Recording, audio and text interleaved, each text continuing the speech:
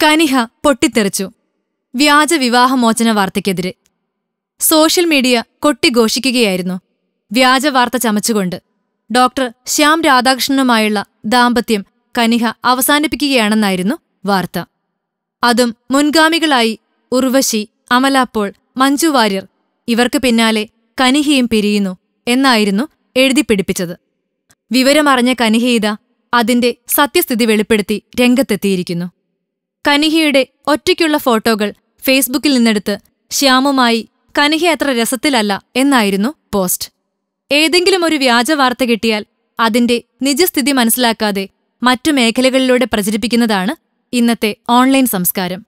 എന്തായാലും ഇത്തരം വിവരശൂന്യരായ ഓൺലൈൻ മാധ്യമങ്ങൾക്കെതിരെ പൊട്ടിത്തെറിക്കുകയാണ് കനിഹ. ഞാനും ശ്യാമും വിവാഹം കഴിച്ചിട്ട് 8 വർഷമായി. അന്നത്തെ പ്രണയത്തിനേക്കാൾ തീവ്രമായാണ് ഇന്ന് ഞങ്ങൾ ജീവിക്കുന്നത്. മതിവരാത്ത പ്രണയം ഇന്നും നുകർന്നാണ് ഞങ്ങൾ ആഘോഷമാക്കുന്നത്. കൂടെ ഞങ്ങളുടെ 5 വയസ്സുകാരൻ മകൻ ഋഷിയും. ഡബിൾ ഹാപ്പിയാണ് എന്നുകൂടി പറയുന്ന കനിഹ എല്ലാവർക്കും നല്ല ദിവസം കൂടി നേർന്നുകൊണ്ടാണ് തന്റെ ഫേസ്ബുക്ക് പോസ്റ്റ് അവസാനിപ്പിക്കുന്നത്.